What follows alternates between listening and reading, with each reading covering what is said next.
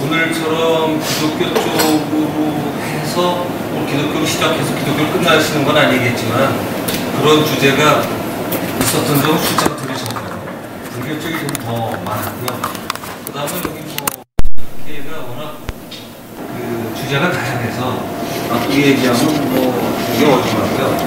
좋게 얘기하면 과학적인 면하고 정신적인 면을 같이 섞어서 뭔가 큰 틀을 엮어갈 수 있는 게 아닌가 하는 생각을 가지고 있기도 한 그런 단체입니다. 그런데 저희가 이거를 사랑하는 이유는 우리나라에서 토론 문화라는 게 저도 뭐 익숙치 않습니다만은 주장하다가 보면 그냥 찬동을 하든가 뭐 이렇게 해서 추종자만 들든가 이런 게 되지 수련하거나 정신 수양하신다는 분들도 문파로 정해지기가 그냥 언제나 한번 정해지면 웬만하면 그냥 그대로 가기 때문에 자기의 주장도 좀 해보고 남의 주장도 들어보고 하다가 고칠 수 있으면 고치고 그거를 좀 아주 신랄하게 하는 장소가 필요하지 않나 해서 저희가 이제 한지 몇 년 됐고요.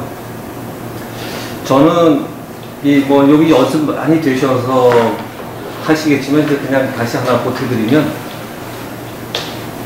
토론 때 가장 대접하는 건 가장 치열하게 논박, 논쟁 하듯이 감정에 얽매이지 않고 뭐 얘기하다 보면 감정이 좀 생길 수는 있겠습니다만은 그거를 가능하면 논리 정연하게 풀어내서 자신의 주장을 한번 펴나가고 하는 게 도리어 상대방을 궁지로 몰아넣어도 그게 예의가 아닌가 여기서 이런 생각을 가지고 있습니다. 그래서 뭐 이렇게 말씀드리면 저는 서해 겸 필요하면 저도 껴들어 갑니다. 그런데 여러분의 전공 자체가 다 다르시지만 오늘은 저희 여기에 굉장히 자주 등장하는 저희 주제입니다. 사실은 뭐 참나, 영성, 신, 진리 뭐 이런 거겠죠. 근데 영성이라는 주제를 가지고 해보면 어떡하냐는 추천을 받았는데 추천 안 해도 저희가 이건 사실은 끊임없는 주제여서 저희가 주제 자체를 사실 처음에 잘 얘기를 안 하고 합니다. 하다가 보면 거의 그런 쪽을 건드릴 수밖에 없게끔 결론이 나가기 때문에 저희가 그렇게 하고요. 또 하나 중요한 거는 오늘 김사가 선생님께서 제3의 2부라는 얘기도 제가 얼핏 봤었는데 아포리아라는 말씀도 있고 공부를 많이 하셔가지고 근데 저희가 주장하는 게 아포리아에 도달만 해도 성공이라고 생각을 하거든요. 그 다음에 뭐 이데아로 도달하든 말든 그건 그 다음 일이지. 일단 저희가 출구가 없는 것처럼 보이는 가도 끝이 없는 데까지만 도달해보는 것만 해도 굉장히 수련이나 정신세계가 중요한 게 아닌가. 그래서 거기에서 도달해야 새로운 길을 찾든가 포기를 하든가 할 건데 저희가 보통 거기 도달해보지도 않고 이제 끝나기 때문에 진리를 찾아가는 사람은 아포리아를 기본적으로 체험을 몇 번 한 거나 어느 분야에서 하거나 하는 것이 굉장히 소중하다고 생각을 합니다. 그런데 그 책에 그런 제목이 굉장히 많이 있거나 주제 중에 하나이신 것 같아서 제가 다 보진 못했고 제목은 몇 개 하다 보니까 제가 박 교수님한테 여쭤봤더니 굉장히 많은 전공을 그쪽 관련돼서 하셨다고 들었어요. 근데 저희는 또 다른 전공이나 아니면 있어도 그 용어를 가지고 하시고 만약 용어가 안 통하면 용어의 설명을 조금 더 보태가면서 저희 주장을 좀 펴가면 그게 괜찮을 것 같습니다. 그래서 정답을 꼭 여기서 찾는 거는 아니라고 생각해요. 정답이라고 본인이 주장하는데 걸 가지고 서로 간에 한번 부딪혀보는 이게 저희가 하고자 하는 토론의 가장 중요한 일입니다. 그래서 영성이라는 주제를 가지고 오늘 시작을 해보고자 하는데 제가 시작을 좀 말씀드리면 될 것 같아요. 저도 재작년에 정신학회에서 회장 하실 때 우리 박 교수님 회장 하실 때 저희가 오산 쪽이었죠? 네. 오산에서 장소를 빌려가지고 뭐 워크숍처럼 한 2박 3일 한 적이 있습니다. 그때 주제가 영적인 성장과 뭐 이런 건데 내용은 자유롭고 행복한 삶을 찾아서고 주제는 하다 보니까 결국 영적 성장을 어떻게 이룰 거냐 하는 거였는데 그쪽에 이제 와서 축사하시고 그때 강사 중에 한 분이셨고 뭐 이제 이렇습니다. 그리고 또 조혜람 교수라고 트랜스퍼스널 사이클리스트 쪽에 유명하신 그 양반하고 그래서 몇 분이 이제 그걸 했었는데 그 자유롭고 행복한 삶을 찾으려면 반드시 넘어가야 될 길일 것 같아서 그 저는 요거 말씀만 드리고 싶어요. 영성에 대한 주제를 이제 놓고 설명을 하겠지만 영성은 영성이어서 이 스피리컬 스피리추얼리티에 분명히 다르니까 영의 존재와 같은 거라면 그의 특성을 파악하는 것이 왜 영성을 파악해 가는 것이고 존재를 그냥 자기가 체험하기 전에는 학문적으로 이렇게 얘기할 때는 그 그냥 내가 체험했더니 이렇다라고 얘기하는 게 아니라 그 특성을 설명할 수밖에 없는 게 아니라 그러니까 저희가 학문적으로 설명할 때는 특히 영적 성장, 영성 이럴 때는 함축된 의미로 그걸 쓸 수밖에 없지 않나. 그래서 그런 의견을 한번 나눠보는 기회가 됐으면 합니다. 자, 시작은 생각나시는 걸 먼저 막 하시면 됩니다. 폼으로는 이렇게 시작을 해보겠습니다.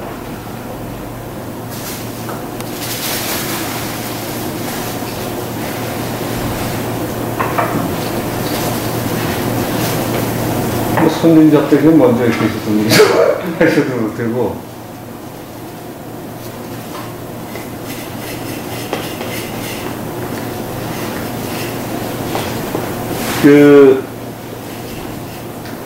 제가 조금 하나 도입을 더 해볼게요. 시작을 이제 누가 말씀하시면 됩니다. 제가 그렇다고 제 주장을 지금 처음 드리고 그렇고요. 저도 물론 제 주장이 있습니다. 그래서 영이라는 거를 어떻게 정의해 나가느냐가 그게 가장 중요한 만약에 단어라면은 제가 어떻게 이해하느냐에 따라서 제 삶이 달라지고 제 이해도가 달라지기 때문에 이 영에 대한 거가 흔히 얘기하는 것처럼 하나님은 영이시니 했을 때 그런 걸 영이라고 그러는 건지 아니면 영성이라고 그러는 것이 가끔가다 우리 안에는 신적인 게 있어서 특징이 가끔가다 드러나서 예를 들면 기독교식의 표현하면 그런 거겠죠.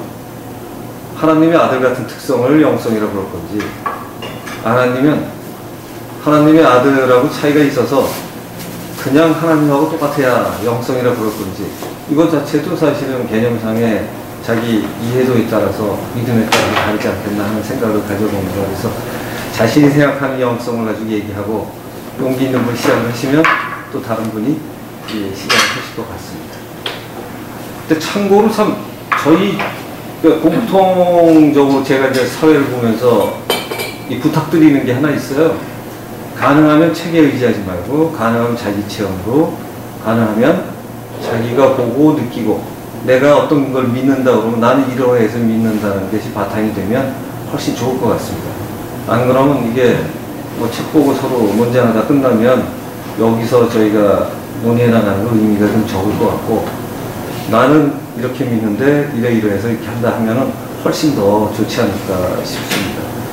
제가 허 교수님 것도 오신다고 해서 성함도 이렇게 쭉 연락을 하는데 조금만 했습니다. 그랬더니 굉장히 그 철저하신 사이비를 못 견디 하시는 성격이더라고요.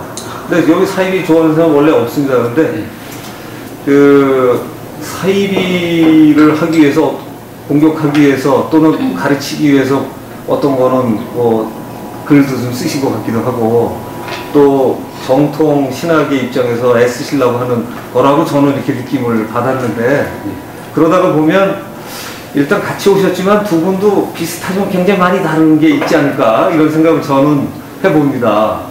그러다가 보면 여기서도 그래요. 저희가 우리 그 간단하게 우리 유정희 선생님도 브라마 쿠마리스라고 인도의 그 수련 단체 쪽에서 굉장히 그 우리나라의 중요한 인물이신데 영성에 관한 얘기를 또 우리가 한참 많이 했습니다. 또 달라요. 굉장히 처음에 비슷해 가다가 왜 정의가 달라서 근데 저희가 참 자랑스럽게 생각하는 건 그 다른 걸 멱살 안 잡고 잘 얘기해가면서 잘 끝났습니다. 그래서 오늘 저는 서로 다른 마지막을 건드려갈 수 있는 걸로 잘 끝난다면 오늘 굉장히 저희가 성공적인 토론이 아닐까라는 생각을 합니다. 그래서 그게 아마 서로를 배려하고 하는 게 아닌가. 그래서 뭐 허 선생님부터 해주셔도 되고요. 우리 김상수 선생님 하셔도 되고 아니면 뭐 임 교수님이 먼저 시작하셔도 됩니다. 질문해도 되나요? 네. 질문도 되나요? 네. 질문도 괜찮겠죠. 네. 이거는 제가 그냥 경험한 건데요. 옛날에는 제가 성경 공부를 하고 이제 그러니까 모태신앙이니까 그럴 때는 제가 이제 노아방주나 뭐 이런 에덴 동산 이런 얘기 들었을 때는 제가 다 그렇게 될 걸로 생각을 했어요. 그러니까 노아방주에 들어가라 그러면 40년 동안 이렇게 안 외쳐도 내가 먼저 들어갔을 것 같고 그리고 왜 아담 해와가 이렇게 죄를 졌을까? 나 같으면 안 그랬을 텐데. 이제 꼬마 때 이제 그런 식으로 생각하고 그러다가 제가 이제 미국을 대학을 졸업해서 미국을 들어가서 내가 이제 여행을 좋아해서 여행을 이제 다녔어요. 다니다 보니까 새롭게 된 오래된 건물들을 가서 멋있어서 가서 보면 거기가 좀 교회인 거예요. 그래서 교회를 그냥 우리 일요일 날 이제 교회를 찾아서 다니다가 보니까 여행을 하다 보니까 교회뿐만이 아니라 그냥 멋있게 된 건물에 들어가면 일어나는 문제가 있어요. 그러니까 이제 뭐 저기 성당도 가고 그리스도교도 가고 뭐 여러 군데를 갔어요. 그래서 이제 다니다 보니까 그 사람들은 자기네 말로 하고 있지만 우리 이제 구경하다 보니까 일단 저희도 이제 들어가면 거기 앉아서 이제 그 성당 가면 이제 경건하게 되는 거 이런 게 있어. 좋아가지고 앉아있고 그랬거든요. 그리고 저희도 이제 뭐 연보 내곤이 나오고 이런 식으로 했는데 그렇게 다니다 보니까 이제 그때부터 생각이 조금 옛날에는 제가 신본주의였다가 그게 인본주의로 바뀌었어요. 그리고 애를 낳고 애를 키우면서 하나님이 왜 우리가 똑같은 형상으로 지으셨다 그러는데 요 꼬마들 보니까 여기 한 살 넘어가지고 자기가 조금 어떤 걸 알기 시작하니까 말을 안 듣는 거예요. 그러니까 그게 얘네들이 보니까 처음에는 성선설이 맞고 성악설은 아니고 그랬는데 그것도 이렇게 바뀌어지고 성악설이 맞을 수도 있다는 생각도 들고 그러면서 이제 제가 신의 하나님 입장에서 모든 걸 순종하겠다는 생각에서 딱 바뀌어서 내가 만약에 옛날에 엄마가 기독교를 안 믿으시고 내가 뭐 어디 딴 나라에서 태어났으면 내가 과연 이렇게 믿었을까? 그럼 내가 그거 모른다 그래서 나를 갖다 신부한테 죽일 수 있을까? 뭐 이런 생각부터 이제 해가지고 그러다 보니까 생각하는 게 완전히 뒤집어지더라고요. 그러니까 하나님이 갑자기 무서운 하나님이 되신 거예요. 전능하신 전지전능한 하나님에서 갑자기 우리랑 너무 똑같은 거예요. 그러니까 거기 이제 보면 물론 뭐 선택해서 이렇게 해서 아브라함에서 이제 예수까지 이렇게 내려오는 과정이 있지만 그래도 우리가 아담 하와로부터는 전부 다 같은 어떻게 보면 창조물이잖아요, 우리가. 근데 그거를 하나님께서 애굽에서도 뭐 이스라엘 백성을 위해서 다른 뭐 사람들을 벌하고 이러는 게 과연 그게 맞는지. 그리고 또 이제 그 종교가 다 다른데 그 종교에 계신 분들이 보면 자기 나름대로 다 이렇게 숭배를 하잖아요. 근데 자기가 저 같은 경우는 기독교니까 기독교 아니면 유일신이니까 기독교 아니면 다 아니잖아요. 그러니까 그런 걸로 과연 할 수가 있는지. 왜냐면 하나님은 분명히 한 분이 계신데 다 여기 지구에서 자기 멋대로 다 월십하면서 다들 맞다 그러지만 하나님 것이 아닐 수도 있잖아요. 근데 내가 지금 인본주의로 보니까 갑자기 하나님이 무서워지면서 아니 비도 안 왔는데 그 뭐 나무 성경 같은 거 만들어서 들어가는데 왜 들어가야 되는 거예요? 이유가 없잖아요. 명분이 없고. 그러니까 그걸 무조건 순종해서 들어가는 자만이 하나님을 믿는 그런 이거보다도 저 같아도 제가 그런 걸 이방인이었으면 안 들어갔을 것 같고 그러니까 그때부터 전부 반대가 되는 거예요. 난 전부 다 안 했을 것 같고 내가 이스라엘 백성으로 태어난 걸 영광으로 생각했던 꼬마 때가 있는데 말도 안 되는 거야. 쟤네들 보니까 쌍방하고 있고. 그래서 제가 뉴욕에 있을 때 제 주위에 유대인들이 많았는데 걔네들하고 이제 한번 얘기를 했어요. 그래가지고 이제 모세부터 예수부터 얘기했더니 걔네들은 예수는 성인이야. 그거 안 믿어요. 자기네는 모세만 믿는 거예요. 그러니까 그거부터 하면 다 이렇게 뒤집어지고 또 딴 분하고 얘기하면 또 다른 얘기하고 그래서 그때부터 이게 뭐라 할까 제가 믿는 하나님을 놓고 다른 방법으로 월십을 하면서 모든 사람들이 믿는데 이 사람들이 내가 믿는 기독교의 유일한 하나님 여호와를 안 믿는다 다 죽여버리고 신방할 수 있을까? 그럼 아마 나도 죽겠구나. 그런 생각부터 이제 바뀌어서 그래서 제가 목사님한테 이제 질문을 했어요. 그럼 한참 목사님 하시다가 이게 마찬가지로 결론이 안 나요. 그러니까 결국은 저희 어머니가 저한테 뭐라고 하냐면 너 자꾸 이렇게 따지면 네가 입으로 죄를 짓는 거니까 제발 말씀하지 말라. 그래서 3년 동안 그러다가 그냥 말 안 했어요. 근데 아직까지도 저는 물론 이제 여기 계신 분들 전문이시니까 잘하시겠지만 그러니까 우리 일반 이렇게 대중들이 좀 생각했을 때 이렇게 다가오는 것보다도 그냥 믿음이라는 거는 안 보이는 거 믿는 거니까 그냥 월십해라 이런 건데 사실은 이게 좀 널리 이렇게 보고 뭐 지금 보면 인터넷으로 과학적으로 여러 가지 많이 할 수 있잖아요. 그러다 보면 참 뭐랄까 그게 이렇게 교회에 가서 정말 이렇게 믿고 하는 게 점점 이렇게 좀 멀어지는 느낌이랄까. 그렇게 되고 어떻게 보면 이 성경책이 따로 있는데 우리가 지금 방법이 인간들 그 머리에서 나온 그거대로만 하는 거지 정작 하나님은 원하지도 않는 걸 하고 있는 거 아닐까 뭐 이런 생각. 맞아요. 그 질문이 좋으시네요. 그래요? 그게 아직 안 풀려가지고. 누가 답해야 돼? 아니 이제 누구 찍어서 질문하셔도 되는데 지금 누가 먼저 말씀 한번 해보시죠. 황 교수님 시작하시면서. 네, 저는 그냥 들어왔는데 저보고 얘기를 하라고 그러니까 굉장히 그러네요. 우선 사이비 얘기를 하시는데요. 제가 한국교회 이단 사이비가 아주 많습니다. 100개 넘는 이단 단체가 있고요. 거기 한 100만 명 정도. 자칭 하나님이 한 20명 되고 자칭 재림 예수가 한 40명. 기독교라는 게 영성이라는 게요. 여기 영 보이지 않는 거기 때문에 사이비성이 있습니다. 그러니까 우리가 영성을 추구하는 사람들이 잘못되면 굉장히 사악해질 수 있습니다. 종교가. 종교 역사가 그렇거든요. 칼빈이 책 얘기하지 마라 그러는데 공자가 책도 보고 생각도 하라 그랬어요. 책만 보고 생각 안 하면 밑으로워진다고. 그래서 공자의 성혜론이라는 책이 있어요. 그 성혜라는 건 거룩한 유해. 그러니까 옛날에 캐톨릭 교회가 종교일 때 이제 저마다 지금 한국 교회 똑같아요. 무한 경쟁 시대 교회를 크게 막 짓기 시작했어요. 큰 교회들이 많으니까 이게 사람들이 이제 교회 자체가 무한 경쟁이 되잖아요. 뭐 특별한 게 있어요, 없고 아닙니까? 그 교회에. 그 미사라는 게 다 똑같은 거니까. 그래서 이것들이 한 게 뭐냐면은 예수 그리스도의 유해를 예를 들면 우리나라처럼 뭐 석가모니 유해했다 그러면 그거 보러 오잖아요, 그죠? 그래서 이런 것들을 모으기 시작했습니다. 그래서 이제 뭐 굉장히 많은 종류가 있는데 우리 교회, 우리 성당에는 예수 그리스도의 십자가에 달린 그 나무가 있다. 네? 어떤 교회는 못이 우리 교회 있다. 못 보러 가는 거죠. 예수가 로마군이 창으로 찔렀는데 창이 있다. 그러면 예수에 관련된 모든 건 다 나옵니다.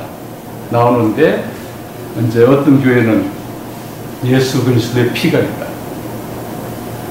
그래서 칼빈이 자기가 아는 교회만 그 당시 한 유로대만 7천 정도 교회가 있을 텐데 자기 아는 교회만 그 예수님의 피를 다 모아보면은 그게 사람 한 사람 피 양복 몇 대가 된다. 이런 얘기를 해줘요.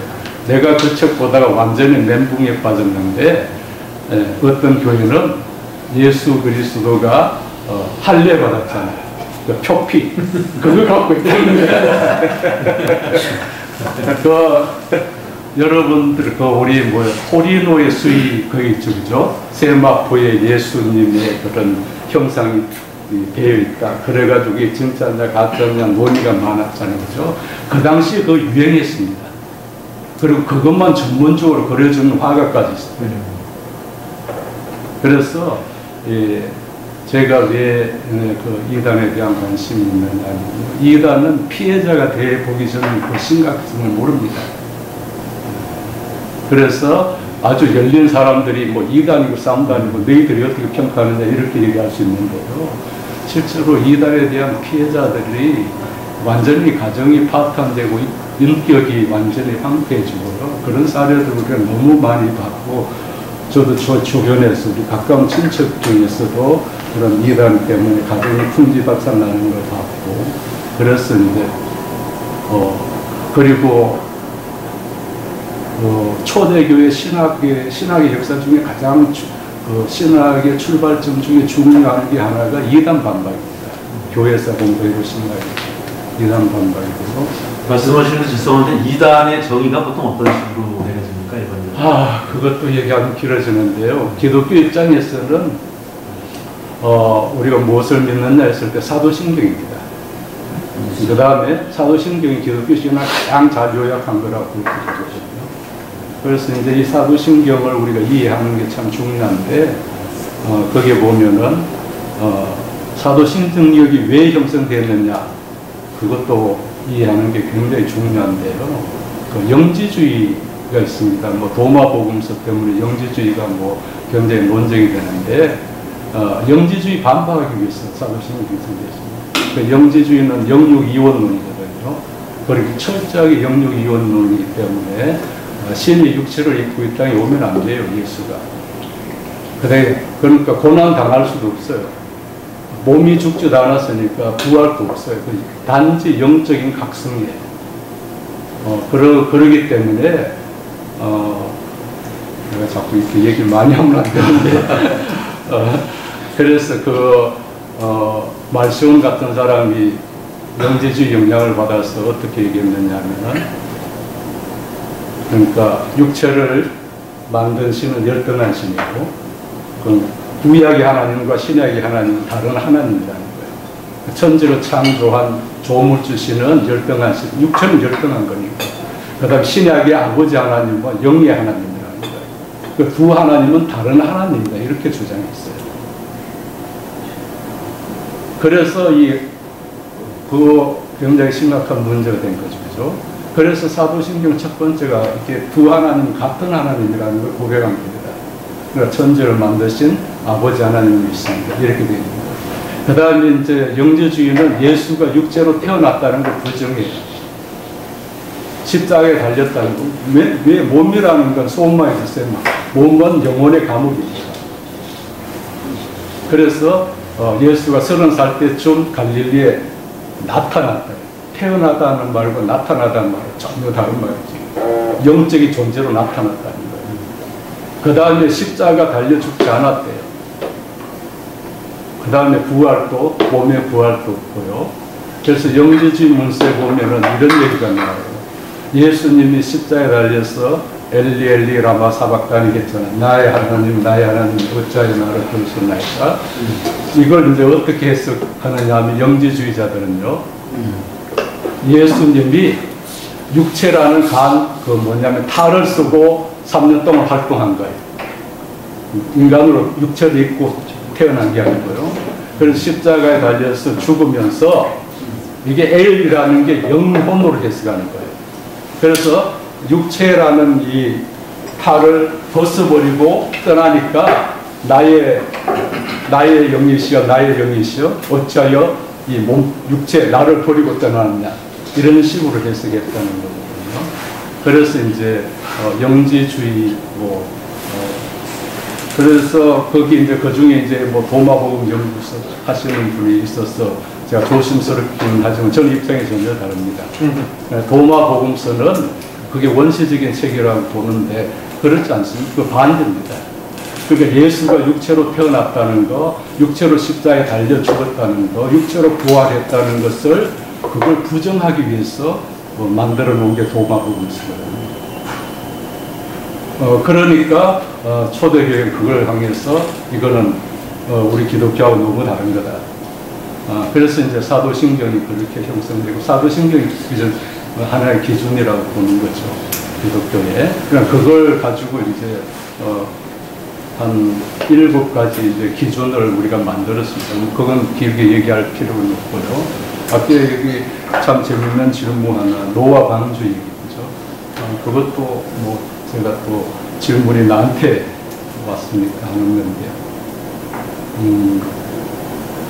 우리가 우선 뭘 안다는 거는 이제 직관적으로 아는 거하고 개념적으로 아는 게 다르죠. 우리가 인지가 발달하면서 전조작기와 구체적 조작기가 다르듯이죠. 그래서 대부분 성경은 직관적으로 써져 있습니다. 그러니까 그거를 이제 우리가 개념적으로 다시 이해를 해야 돼요. 그럼 개념적으로 이해하려면 이게 어떤 컨텍스트에서 써졌느냐 하는 걸 공부를 따로 해야 됩니다. 그러지 않고 동양의 경전하고 성경의 차이가 그겁니다. 우리가 동양의 경전은 사실 컨텍스트를 몰라도 우리가 논어를 읽고 그죠? 컨텍스트를 몰라도 거기에 지혜가 있어요. 얼마든지. 그러나 성경은 컨텍스트를 모르면은 정말 이해하기 어려운 책입니다. 그래서 이제 노아 방주 얘기를 이해하려면은 길가메시 서사시를 알아야 됩니다. 그 이스라엘 백성들이 바벨론 포로로 가니까 거기 홍수 얘기가 있었어요. 큰 홍수가 있었어. 다 사람들이 죽었다는 얘기 있었어요. 그러니까 내용을 보니까 어떤 내용이냐? 신들이 심심했어요. 도시를 크게 만들어 놓고, 그러니까 네로처럼 이제 태초의 권태가 있는 거예요. 권력도 있고 심심한 거예요. 그래서 저걸 다 어떻게 이제 물로 싹 쓸어버리겠다, 이렇게 판단한 거예요. 그리고 이제 그러면은 홍수를 나기 전에 한 사람을 딱 불러가지고 그 사람만 살려야 되겠다. 그럼 누굴 살리냐? 자기 마음에 드는 아트라스라고도 하고 또 이름 지금 깜빡했는데요. 그 이제 성경에 말하면 노아 같은 사람, 노아 같은 사람을 딱 한 사람 그 배 만들어라. 그래서 이제 인류를 다 몰살했다. 그리고 길가메시가 홍수 후에 살아남아가지고 영생 뭐 그런 얘기 나오죠, 그죠? 이 얘기를 딱 듣고 우리는 그렇게 생각 안 한다는 거예요. 그러니까 이 성서 홍수 설화를 전성한 이제 신앙 집단이, 우리는 너희처럼 그렇게 생각 안 한다. 우리 하나님이 심심해가지고 홍수 낸 적 없다.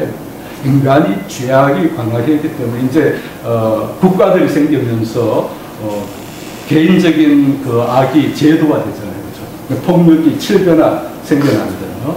그러니까 이제 이걸 휩쓸기 위해서 이제 홍수를 내린 것이다. 이렇게 해석의 관점이 달라지는 거예요. 그 다음에 왜 노아를 선택했는가? 노아는 의로운 사람이기 때문에 선택했다. 그러니까 신들이 편애해가지고 선택한 게 아니라 그런 관점의 차이를 봐야 이 사건을 이해가 되는 거예요. 그래서 이제 그거는 실제로 강준이 잊어버리시고요. 이제 길가메시 서사시하고 성서의 홍수 얘기가 어떻게 관점이 다른가. 이제 그걸 통해서 우리가 이 초기 이제 이스라엘 공동체가 신이라는 걸 어떻게 이해했고, 자연을 어떻게 이해했고, 인간을 어떻게 이해했는가. 그의 어떤 그런 걸 이제 우리가 다시 재해석해 보자. 이 작업은 평신도들이 하기에는 참 어려워요.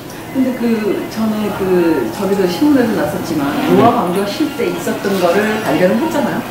그거는요. 네. 홍수는 전 세계적으로 일어난 현상입니다. 우리가 문화인력 조금만 공부해 보면은 홍수는 전 세계사적으로 있었던 사건이고요. 그 다음에 흙을 빚어서 인간을 만들었다는 건 모든 문화 신화에 다 나오는 얘기고요. 그러니까 그건 또 호사가들은 뭐 이렇게 노아 왕조라고 떠드는 사람들은 언제든지 있어요.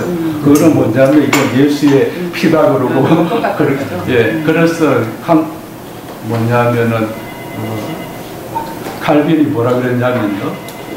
예수 십자가에 달렸다는 나무들을 다 모아놓으면은 배를 몇 척이나 만들고 고고학이 고고학이라는 것 자체가 굉장히 소설을 쓰는 것처럼 창의적인 해석 뭐 이런 영역이 많은 거 아닐까 사실? 네. 객관적 과학의 증거라기보다도. 그러니까 그거에 이제 배라는 거는 배 교통수단으로서 제일 먼저 사용된 게 배라는 건 알잖아요, 그죠? 바퀴보다 배가 먼저 나왔고 배가 훨씬 유리하게 빠르게 운송할 수 있었거든요.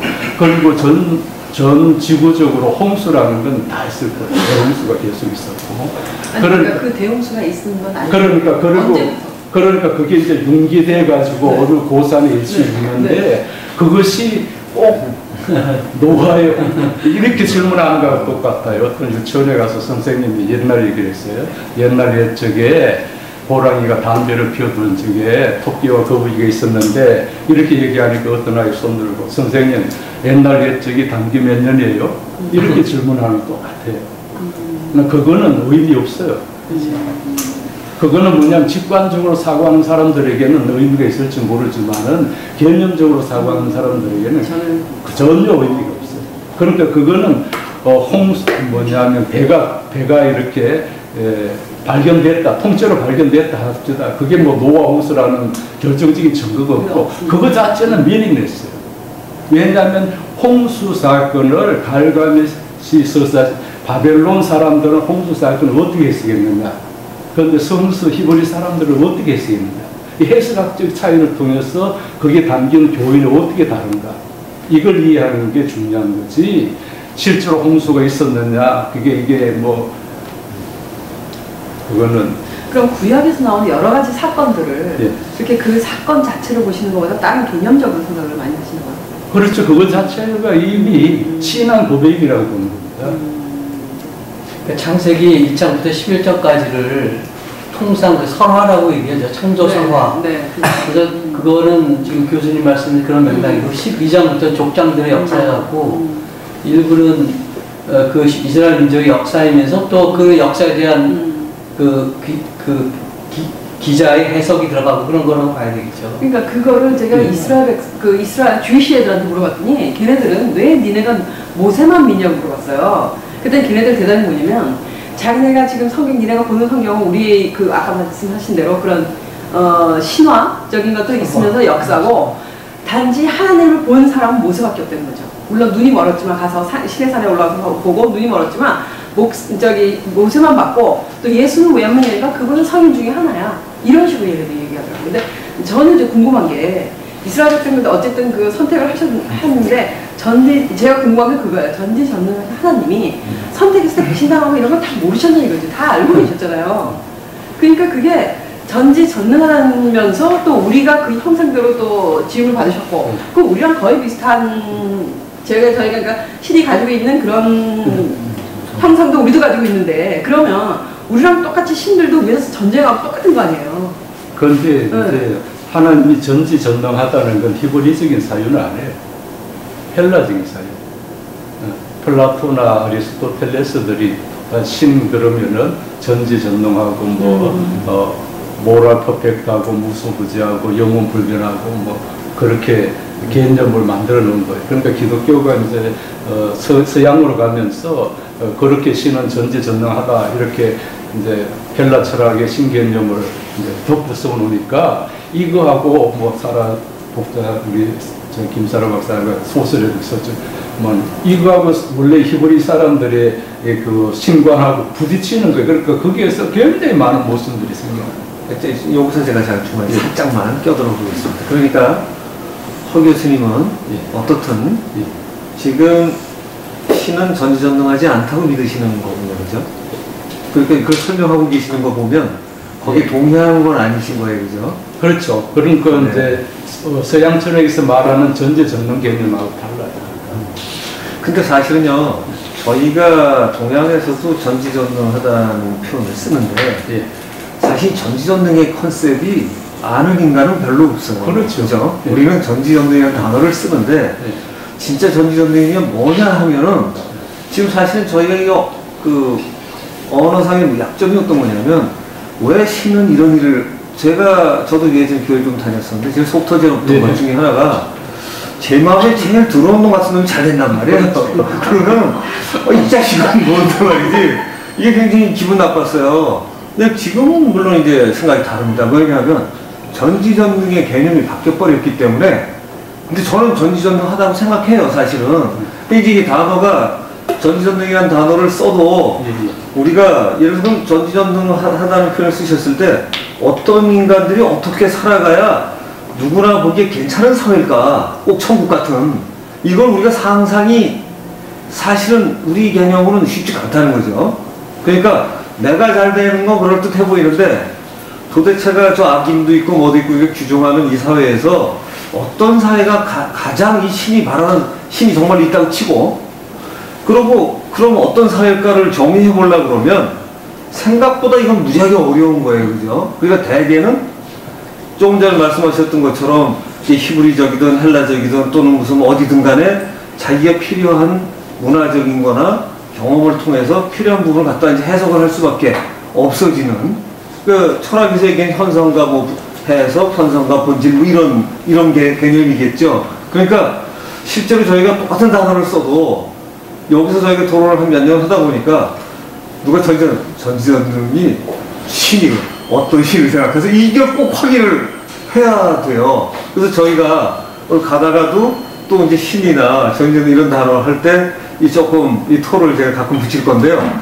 근데 그렇게 하다가 보면 어떤 면에서는 문화사적인 해석이 아니라 단지 자기가 갖고 있는 단어의 해석의 차이로 전혀 우린 전혀 다른 표현을 하게 되는 것이죠.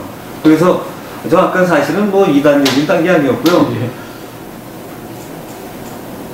이게 제가 허 교수님이 얼마나 올바른 건 그 다음 얘기고, 정말 문제가 있는 집단을 고쳐주고 싶어 하는 마음은 제가 굉장히 그 감명 깊게 봤습니다. 그래서 그걸 표현한다는 게 좀 강한지도 모르고, 아까 또 말씀하실 때 책을 얘기하지 말라는 건 또 아니었어요. 사실 그게 아니고, 지금 이런 것처럼 어떤 책을 봤는데, 또는 지금 얘기해서 주희 씨를 만났더니 이랬다 했더니, 그 주희 씨, 만나신 주희 씨가 어떠면 주희 씨의 다 대변을 못할지도 몰라요. 그죠? 그러니까 내가 만난 주희 씨죠. 그죠?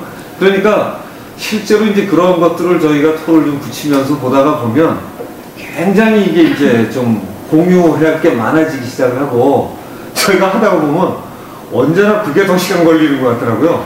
근데 주장을 하다가 보면 어떤 경우에 선악개념도 선악의 개념을 뭐로 볼 거냐. 이건 굉장히 사실은 다르단 말이죠. 가치가. 그래서 그런 거 놓고 따지면 이제 한이 없긴 한데, 어쨌든 저희가 오늘의 주제는 영이라는 걸 가고 신이라는 단어와 전지전능한 단어가 그 단어에 다 이게 붙어 다닐 수 있는 단어들이어서 어떻게 해석을 해나갈 건데, 지금 보시면 이 교수님 같긴 하셔요. 전반적인 생각이 나오셔서. 근데 그 본인의 생각도 이제 그 중에서 이거 묻어서 나오니까 그걸 이제 들으셔서 좀 보태시고 하시면 아마도 어떤 건 굉장히 같을 거예요. 사실은 다른 단어를 써서 그렇지. 그걸 감안하셔서 만약에 어떤 단어가 듣기 이상하면 어떤 거냐고 서로 또 확인하시면 좋을 것 같습니다. 뭐 여기서 잠깐 확인하라고 하셔서 확인차 참고로 아까 그 주의식 프렌드가 이제 모세만이 하늘 벗어 눈이 멀었다. 그거는 그 친구가 구약을 아마 제대로 못 읽은 것 같아요. 구약은 얘네들 그냥 자기네, 그러니까 우리가 당근 신화처럼 그냥 지나가는 그런 역사지, 자기네는 그런 거 안 믿는데요. 주의시는. 주의시는 우리는 기독교 사람들은 올드 테스트먼트라고 하지만 올드 테스트먼트가 아니에요. 자기들이 믿는 이제 우리가 말하는 올드 테스트먼트가 자기들이 읽는데, 거기에 이제 모세가 하나님과 이제 대면하는 장면이 있는데 그건 있어요. 그건 알아야 돼요. 주의시는. 그러는데 거기에서 모세고 뭐고 간에 주이시 크리스천 트래디션에는 어떤 인간도 하나님을 본 적이 없습니다. 그리고 그러면 이제 모세는 봤다는데 웬 말이냐? 그렇지가 않고 창세기를 이제 잘 이제 들여다보면, 아니 엑소더스 이제 출애굽 이렇게 보면은 모세가 이제 올라갔어요 시내 산에 하나님 만나러. 근데 burning 부시가 불이 붙었어. 불은 붙었지만 not consumed. 타지는 않았어요. 연소되지는 않고 계속 불만 붙어요. 그래서 목소리를 들어요. 모세야. 그러니까 그래서 이제 신발 벗어라. 이러면 성스럽다. 그래서 이제 신발 벗었어요. 목소리 들으니까. 그리고는 보지를 못했어요. 감히 보는 순간 우리는 멀었으니까 아예 못 본 거죠. 아니, 그런 게 없습니다. 엑소더스를 한번 읽어보세요. 성경이 있으면 좋겠는데 답을 보여드릴 수가 있으니까. 그래서 보고 눈물 났다는 그것은 나중에 그 사도 바울이 그 예수를 이제 그 예수 믿는 사람을 죽이러 하고 이제 막 그 박해하러 이제 가잖아요. 사도 바울이 유대인이니까. 그 다마스커스에서 빛해서 너 왜 어디 가니? 왜 그래? 이제 그러니까 이제 거기서 빛해서 눈 멀어요. 그래서 눈 멀은 거는 성경에 나온 사람은 사도 바울이고요. 아마 이제 그게 조금 혼선된 것 같은데, 어쨌든 모세는 한 번도 하나님을 본 적이 없어요.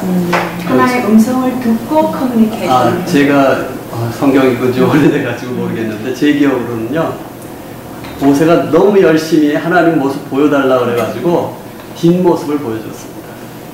하나님 뒤의 모습을 보여줬던 거 그러니까 알고 있습니다. 페이스, 나는 지금 말하는 게 이제 페이스 투 페이스, 얼굴을, 하나님의 얼굴을 본 적이 없다는 것이죠. 그 논점 굉장히 중요한 논점인데요. 저는 뭐 제가 학자들 얘기도 좀 하겠습니다. 책 본 얘기들을 에릭 프롬도 그렇고 이제 히브리 종교의 가장 큰 특징 중에 하나가 눈의 종교, 그 존 카프도 얘기했어요. 에릭 프롬을 인용하면서 눈의 종교와 귀의 종교라는 걸 구분했어요. 그러니까 눈의 종교는 보여주는 종교예요. 그리고 귀의 종교는 들려주는 종교예요. 그래서 성서의 하나님은 보면을 주고요. 그러니까 말씀을 듣고 행하면 살아요. 창세기부터 말씀을 듣고 행하. 그러니까 하나님을 만났다는 것은 전부 뭐냐면은 하나님의 말씀을 들었다 이렇게. 그렇겠죠. 네. 그래서 그걸 귀의 종교라고 해요. 그래서 이제 크게 종교를 이제 그러기 때문에 눈의 종교는 이제 제사 종교는 다 눈의 종교, 보여주는 종교예요. 그러니까 보여주는 종교는 뭘 보여줘야 돼요? 지금 성전을 크고 화려하게 이제 볼거리가 많아야 돼. 그 다음에 제사장 복장이 아주 화려해야 돼. 그 다음 제사 지내는 절차도 굉장히 화려해야 돼. 볼거리가 많아야 그게 사람들을 끌어모으는 종교예요. 근데 이제 기독교가 사실은 그게 이제 뒤집어지는 거죠. 캐톨릭 같은 게 제사 종교로 바뀌어버리는 거예요. 그러니까 원래는 이제 듣고 순종하면 살고 순종하면 죽는다. 이런 게 이제 히브리 종교와 다른 종교의 가장 큰 차이다. 이런 얘기를 했거든요. 그러기 때문에 현대 사람들 다 보고 싶어하죠. 보여주고 싶어하고. 그러니까 이단들은 이제 보여주는 거예요. 내가 재림 예수다. 내가 하나님이다. 나를 본 자가 하나님 본 자다. 이렇게 얘기해요. 근데 이제 하여튼 그것까지만 그리고 이제 포 교수님 그 리마크로 조금 돌아가서 그러니까 전지전능이라는 그런 개념은 이제 헬라적인 거에서 이제 플레이토 애리스토텔에서 이제 계속 나왔다고 하는데 실제로 플레이토 애리스토텔에서 전지전능 우리가 기독교에서 말하는 전지전능의 하나님은 없어요. 그런 신이 아니에요. 걔네들은. 그리고 특히 애리스토텔레스와 보면은 그거는 굉장히 비기독교적인 건데 왜 이제 그런 생각을 가지냐 하면 사실은 플레이토 애리스토텔의 이제 그 형이상학에서 이제 그 신개념 이런 것을 나중에 기독교 신학자인 이제 어거스틴은 플레이토를 이제 저걸 했고 받아들였고 토마스 아퀴나스 그 유명한 토마스 아퀴나스가 아리스토텔레스의 그 로직을 다 받아들였거든요. 그래서 이제 거기서 자기는 크리스티애니티하고 이렇게 묶여져갖고 그렇게 나온 거예요. 전지전능의 개념이. 그래서 그거를 조금 이제 그거 맞고요. 토마스 아퀴나스 이제 신을 그렇게 정리를 하기 시작해요. 그래서 이제 그게 계속 내려오면서 과정 신학이 와서 그게 막 뒤집어지기도 하고 그러는데 제가 이제 성경 읽어보면서 하나님은 어떤 하나님이면 전지전능한 하나님이 아니고 감찰하시는 하나님. 감찰. 한 사람 한 사람 이렇게 지켜보고 관찰한다는 얘기죠. 그렇죠. 감찰. 지켜보는 하나님이에요. 그러니까 이거는 이게 추상적으로 전지전능하다 그런 게 아니에요. 네가 내 말대로 사는지 안 사는지 내가 지켜본다는 거예요. 그런 개념이. 선생님이 그렇게 믿으시는 겁니까? 예.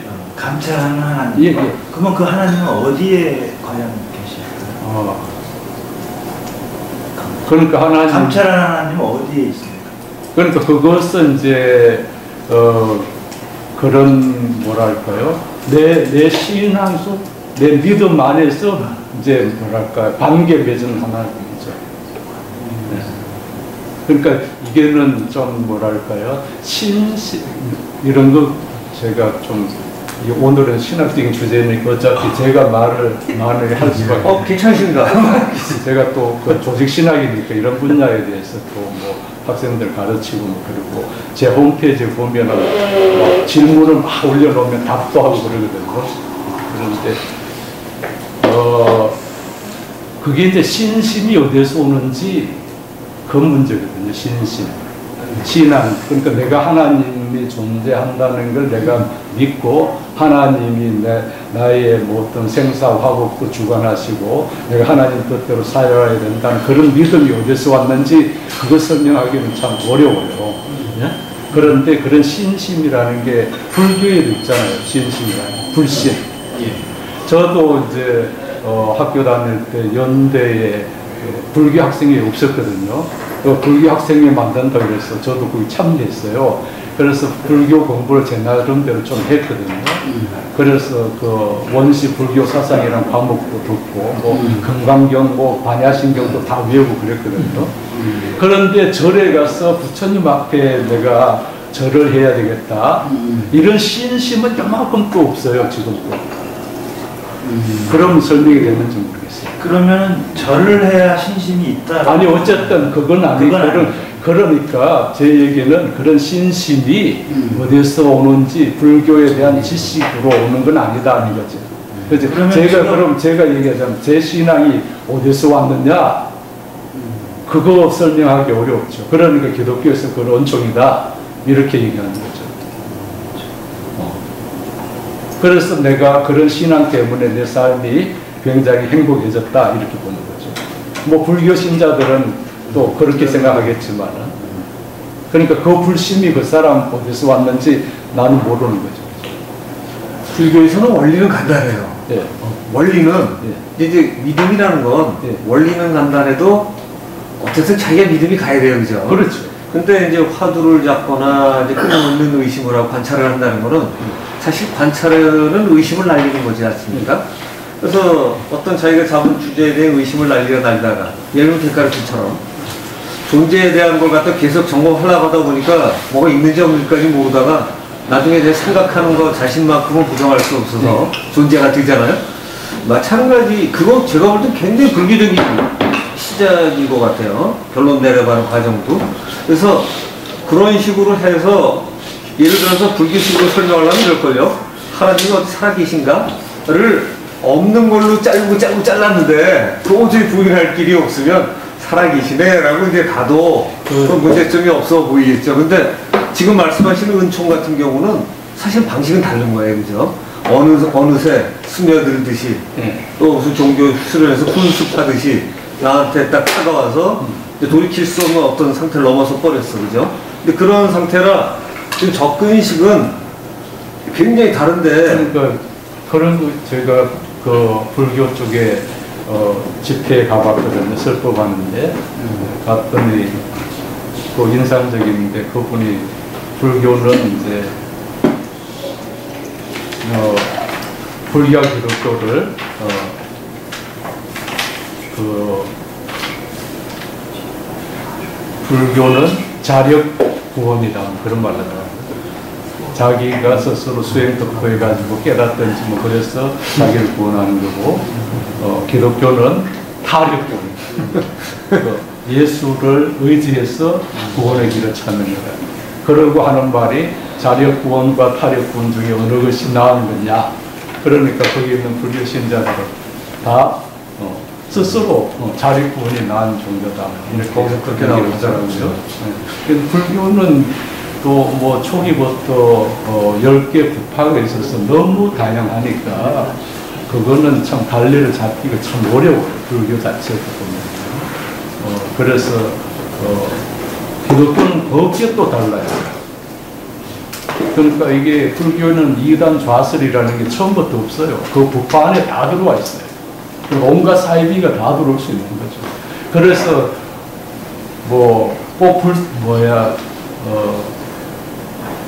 그 불성을 깨닫지 않아도 얼마든지 극락왕생할 수도 있잖아요, 그죠?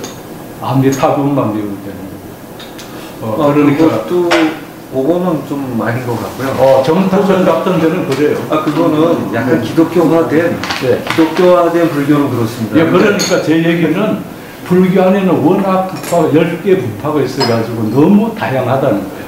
예? 그러니까 기독교는 그게 없어요. 그러니까 그건 이제 제가 차이를 얘기하는 거거든요. 그는 거기는 8만 대장경이에요. 경 3장이 있잖아요, 그죠? 그 경율 논이 다 3장이잖아요. 우리 식으로 말하면 어거스틴의 무슨 신학책도 경전에 들어가는 거예요. 그런데 기독교는 캐논 그래가지고 정경 외에 위경, 외경 이렇게 딱 잘라내버렸어요. 그래서 영지주의 문서, 도마 보험서 같은 거는 이거는 기독교하고 관련이 없는 거다 그래서 아예 위경으로 이 검증을 해버린 거예요. 그 검증은 근데 뭐 니케아도 그렇고 뭐 해가면서 결국 인간이 내린 결정 아닌가요? 아, 그게 또 논쟁이 됐어요. 그렇죠. 그 논쟁이 될 수밖에 없죠. 예. 왜냐하면 예수 사후에 한참 뒤에 일어난 일이기 예, 때문에. 그게 이제 그 터키 종교개혁 때 그게 논쟁이 됐거든요. 그걸 왜 교회의 권위가 높으냐, 성서의 권위가 높으냐 할 때도 그게 논쟁이 됐어요. 네? 그러니까 그 왜 그러면은 정경 66권을 정경으로 선택한 교회가 더 권위 있느냐, 아니면은 성서 말씀이 더 권위 있느냐. 캐톨릭에서는 66권 정경을 교회가 선택했고, 교회가 사실 성경보다 더 오래요. 정경은 380 몇 년경에 정경화됐지만은 캐톨릭은 뭐 예수님 죽은 다음부터 교회가 있었으니까. 그리고 이것 가지고 이제 교회의 권위가 앞선다 이랬단 말이에요. 거기 이제 칼빈이 그걸 반대하고 나온 거죠. 그럼 성경이 왜 정경이 됐느냐? 성경을 이제 성경이 뭐냐? 여기서부터 질문한 거예요. 개신교 신학의 출발점인데 성경은 하나님의 말씀이다 이렇게 봅니다. 그럼 성경의 저자가 누구냐? 하나님. 그러니까 하나님의 영감을 받아서 성경이 기록됐다는 거예요. 그래서 로마 캐톨릭이 정경으로 채택했기 때문에 인간이 하나님의 말씀이 된 게 아니고 하나님 말씀이었기 때문에 정경으로 채택됐다는 거예요. 그렇죠. 그러나 그게 이제 제가 하나만 더 보태볼게요. 네. 우리가 이제 어떤 그 합리적인 접근은 이런 거 아닙니까? 그 말씀 맞는데 네. 거기다가 토가 하나 더 붙어야 될 것 같아요. 하나님의 말씀을 예수가 말씀하셨던 또 어떤 분이 받아서 얘기한 거를 옮기게 됐어요. 네. 그래서 성경의 자격을 갖췄는데 이게 이제 뭐 황제가 인정하고 뭐 하다가 국교가 되면서 정경이 결정이 되는 거잖아요. 그러니까 그것도 설명을 넣어야 된다는 거죠. 네. 그러니까 그렇게 된다면 아까 말씀해서 이건 좀 문제가 있다라고 쉽게 얘기된 영지주의도 초기나 네. 이런 거에 학설을 주장하는 거라면 얘가 처음서부터 아니다가 지금 정경 쪽에서 인정을 안 하기 때문에 아니다가 아니라 어쩌면 소수설이지만 맞을 수도 있는 이런 것도 생각을 해야 되지 않을까요? 그게 이제 기독교하고 불교하고 다른 차이예요. 불교 같으면은 영지주의가 하나의 10개 부파로서 계속 그러겠죠. 정통성을 이어왔을 거예요. 그렇죠? 그건 워낙 다양한 주장이 다 가능한 그 시스템 자체가 그렇고 경전 자체가 그런 거예요.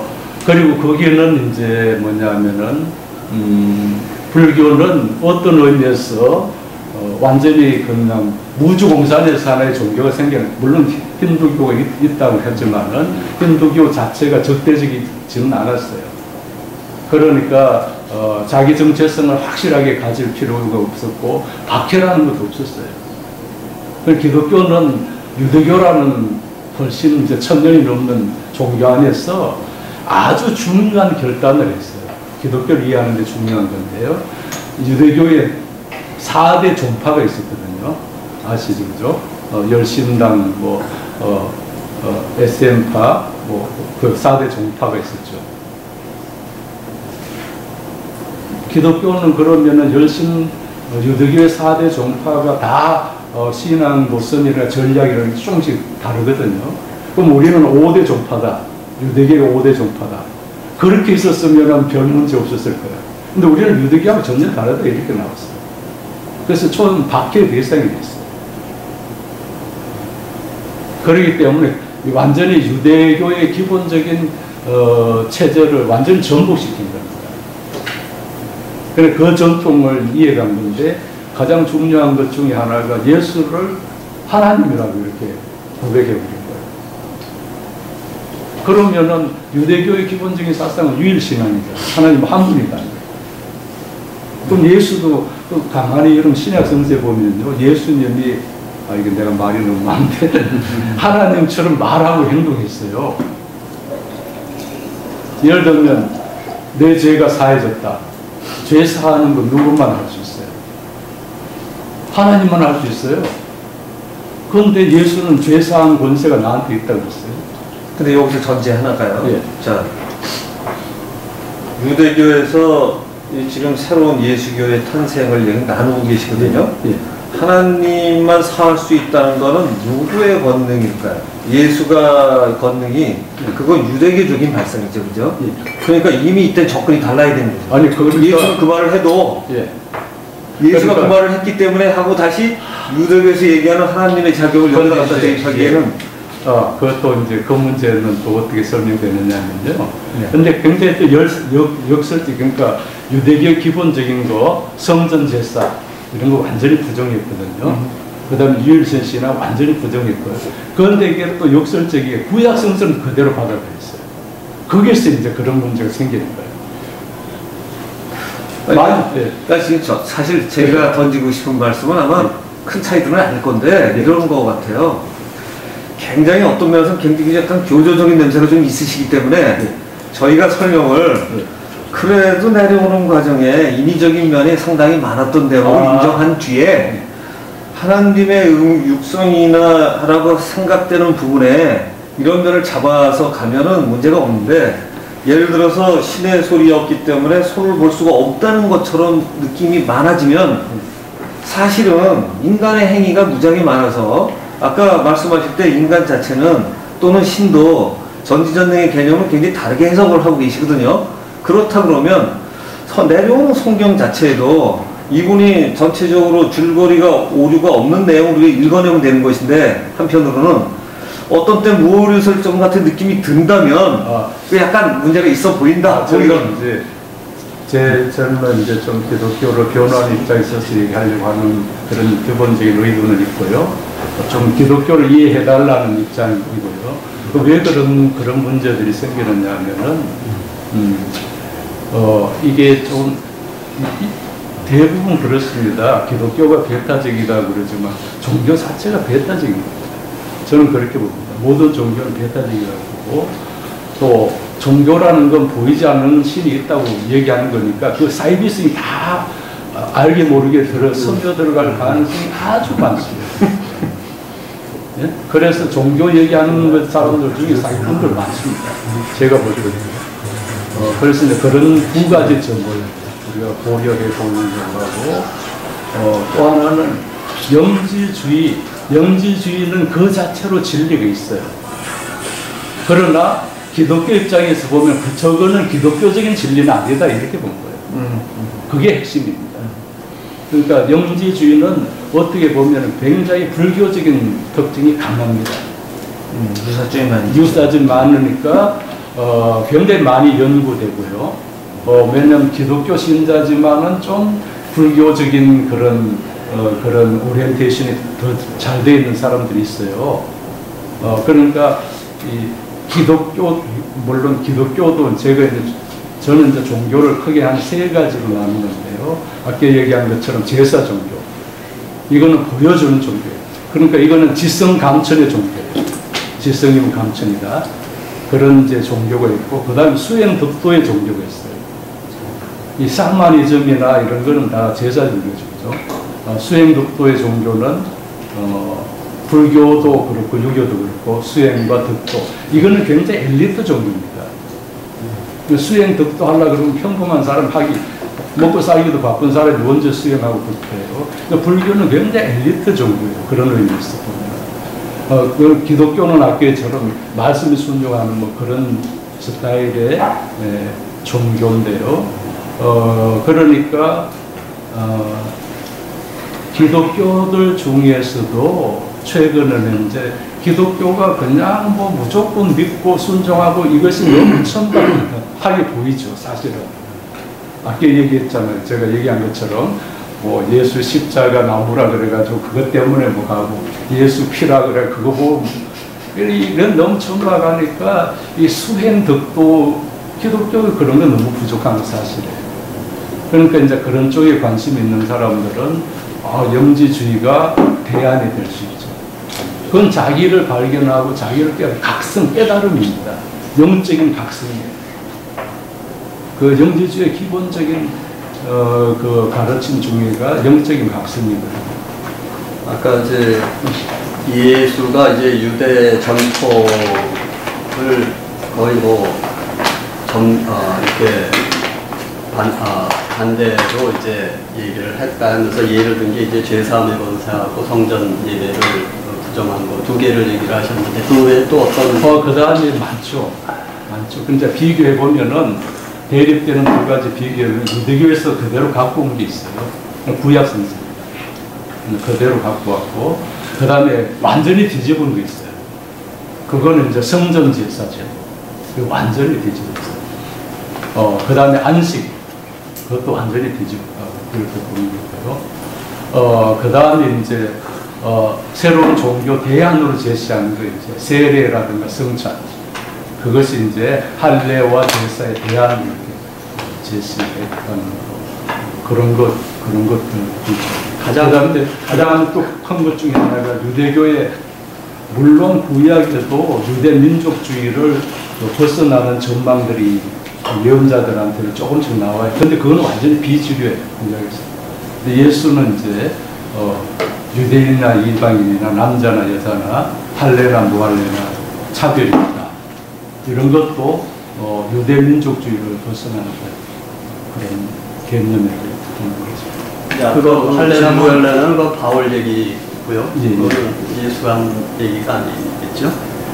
근데 가장 중요하게 저는 진짜 죽여야겠다라고 하는 것이 결국은 죄사는 내 죄를 사노라 하는 그 말씀, 그거 딱 한 장면 나오는데 그 말씀 하나 때문에 그럴까요? 아니면은 성전을 허물어라 하는 그 말씀 그 때문에 그럴까요?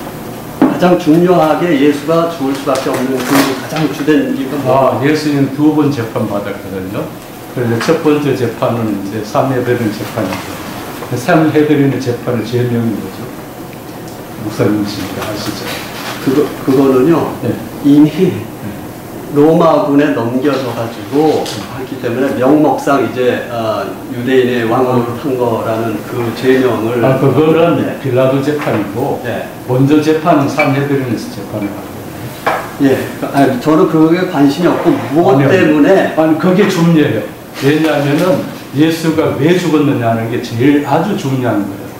네가 그리스도냐 그런 그렇죠. 그 문제를 얘기하시는 것 같아요. 아니죠. 너가 하나님의 아들이다. 예. 그러니까 예수님은 저는 늘 우리가 해석하게 보면 그런 게 있어요. 성서를 이해하는데 제일 중요한 건 화딘민, 그 본문이 그 당시 사람들에게 무엇을 의미했는데 이걸 밝혀내야 돼요. 그러니까 아까 길가메시 서사시도 얘기했죠. 창세기도 마찬가지입니다. 에누마 엘리스 창세기를 이해하려면은 창세기가 기록됐을 당시의 사람들은 창세기를 읽고 어떻게 이해했느냐. 그러니까 이해하는 데는 반드시 비교되는 대상이 있어요. 그죠? 이건 인식론의 출발이죠. 그러니까 바벨론 신화하고 바벨론의 에누마 엘리스 창조 신화하고 창세기 창조 신화를 같이 놓고 비교해봐야 창세기가 뭘 말하려고 했다는 걸 알 수 있거든요. 그러니까 예수님도 이해하려고 그러면 예수님이 왜 재판받았는지 그거는 예수님이 하나님처럼 말하고 행동이 있어요. 그러니까 네가 하나님의 아들이냐. 거기서는 분명히 네가 그리스도냐고 묻지 하나님의 아들이냐고 묻지는 않았고요. 아니 그거 확인해 보세요. 여기 스마트폰 있으니까. 복음서 4개에서 조금씩 다르게 나와요. 네. 내가 거룩한 자의 아들이냐, 아니, 너가 거룩한 자의 아들이냐 이런 얘기도 나오고, 너가 그리스도고 하나님의 아들이냐. 그러니까 그 다음에 유대인들이 뭐라고 얘기했죠? 참남하도다. 참남이 무슨 뜻이죠? 하나님을 모독하는 그거를 그렇죠. 말하는 건데요. 네. 그러니까 예수님이 하나님처럼 말하고 행동하는 것이 유대인들을 보기에는 신성모독이에요. 참남이라는 것이 신성모독이에요. 근데 예수가요, 그러기는요, 하나님처럼 절대 행동하지 않습니다. 왜냐하면은 나는 섬김 받으러 온 자가 아니라 섬기러 온 자라고 했고, 또 바리새인 중에 한 명이 선생님 하니까 의로운 선생님인가요? 하여튼 그렇게 하니까 나한테 그런 얘기 하지 마라. 의로운 분은 하나님 한 분뿐이다 하고 자기를 굉장히 겸손하게 얘기를 하시고 나를 선하다고 부르지 마라. 그렇게 하니까 그 브라바 하니까 그시라고 하지 나를 선하다 하지 말고 오로지 선한 분은 하나님. 예, 그래서 자기 자신을 굉장히 겸손하고 나섰지 자기가 하나님 행세를 했다고 한 데는 저는 동의를 할 수가 없습니다. 아니 오늘 네 말씀하세요. 지금 제가 좀 지금 그 말씀을 제가 좀 참고하려고 하는데 그 성경의 무오류서를 인정하시고 지금 얘기하는 건가요? 그러니까 그거에 대해서 그거는 이제 저는 우리 저는 연대에서 신학 공부했습니다. 그러니까 또 통합 측에서 안수를 받았고요. 통합 측은 WCC하고 에큐메니칼 우선이기 때문에 성서 비표가 답이 옵니다. 아니 그 성경에 그렇죠. 할 수는 흑백을 나눌 수 없지만은 네. 성경에 대한 그 문자적인 그 무오류서를 어떤 기준에 두고 신학을 하시는 건지 아니면 그 무오류서를 부정하고 신학을 하신 건지. 그거는 양자 태결의 문제가 아니고요. 그거는 성서가 이것도 굉장히 예수가 신이면서 동시에 인간이다 이런 면이 있죠, 그죠? 그러니까 마찬가지입니다. 예수님이 인간적인 면모와 이게 굉장한 역설이에요. 예? 하나님처럼 말하고 행동하면서도 인간처럼 말하고 행동한 이 역설을 우리가 어떻게 받아들이냐 그 문제고, 성경도 똑같습니다. 성경도 인간의 말로서는 굉장한 오류가 많습니다. 그건 칼빈도 인정했고요. 그러나 그럼에도 불구하고 그걸 하나님의 말씀이라고 그렇게 이제 보는 거죠. 그 하나님의 말씀을 그 언어적으로 그냥 하느냐, 그러니까 하나의 어떤 그런 의미로, 그러니까 그 제가 듣는 게 이제 그 성경을 팩트로 보느냐, 사실적인 언어를 보느냐, 아니면 어떤 의미상 어떤 진실의 언어를 보느냐. 그래서 봤을 때 저는 아까 그 목사님이 말씀하신 예수님은 문자적으로 보면 분명 나는 하나님 아들이라고 했지만, 그거를 어떤 그런 그 진리적인 그런 그 트루스로 봤을 때는, 목사님 말씀대로 저도 그렇게 지금 예수님은 난 하나님이 아니라고 하지 않고, 거기에 쓰여진 것들은 제자들이 나중에 고백한, 예수님을 고백한 그 언어로 보여진다고 저는 좀 해서 동의가 듭니다. 아니 성경에 내가 그러하다 이렇게 얘기해요. 아니 그러니까 제가 그거를 문자적으로 봤을 때는, 팩트로 봤을 때는 하나님의 나는 하나님의 아들이다, 내가 하나님이라고 했고, 성경을 두 가지를 봤을 때 하나의 이거를 어떤 그런 팩트로 오지 않고, 그것도 이제 조금 얘기를 하죠. 최근에 이제 예수가 지금 아직까지 계속 논쟁되는 겁니다. 제일 큰 논쟁 중에 하나. 그게 뭐냐면은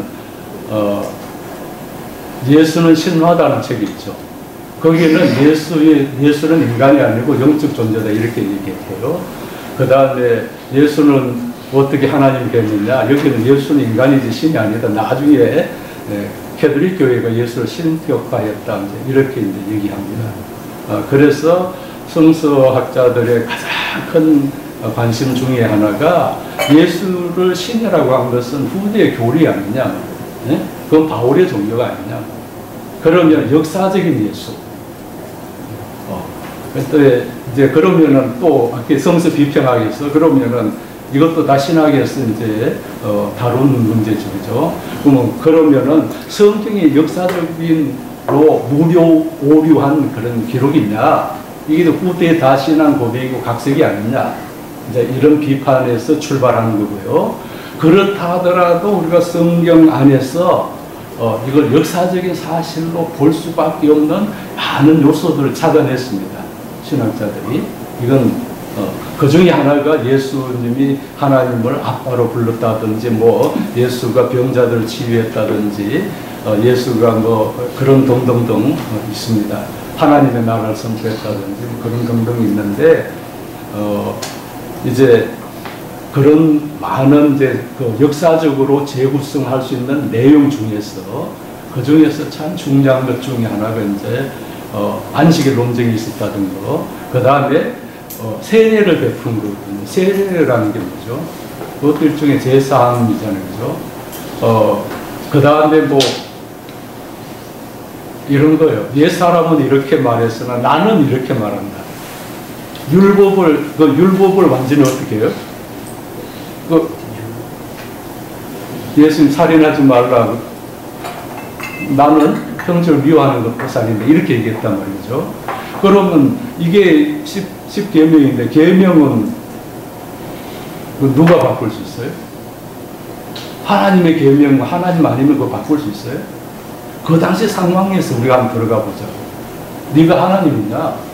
하나님이 이렇게 했는데 그 모세의 번뇌를 가지고 그 옛사람은 이렇게 했지만 나는 이렇게 말한 거예요.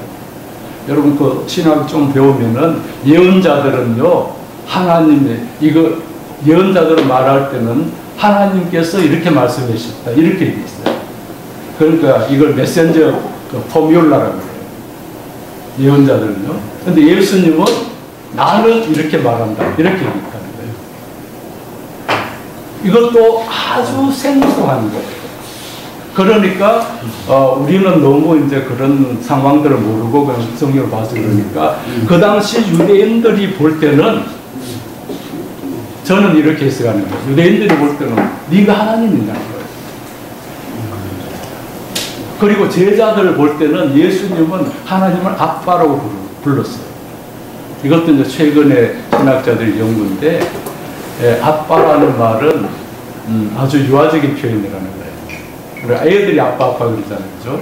그러면 30살 먹은 예수가 하나님을 그것도 겟세마네 기도할 때 아빠 뜻대로 이렇게 봤어요. 이렇게. 그러니까 하나님과 고도의 친밀한 관계를 맺었고 예수님의 삶 전체는 하나님의 뜻대로 사는 것이 그의 삶의 유일한 관심이었어요. 그러니까 다시 말하면은 예수님은 하나님밖에 모르는 거예요. 그러니까 제자들이 그거는 제가 목사님한테 동의해요. 왜냐하면 제자들이 너희는 나를 누구라고 하느냐? 그러니까 제자들이 당신은 하나님밖에 모르는 사람입니다. 그런 뜻이 맞아요. 사실 하나님의 아들이라고. 그리스도는 살아계신 하나님의 아들이시죠. 예.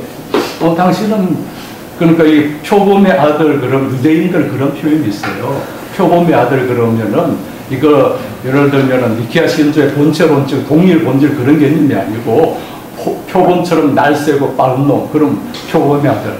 그 뭐 번개의 아들 그러면 목소리가 뭐 우레의 아들 그러면 목소리가 우레처럼 큰 놈. 그러니까 하나님의 아들이라는 말은 유대적인 표현에 따르면은 그런 은유예요. 당신은 하나님밖에 모르는 사람이다. 자, 오늘 여러 이렇게 들어보시면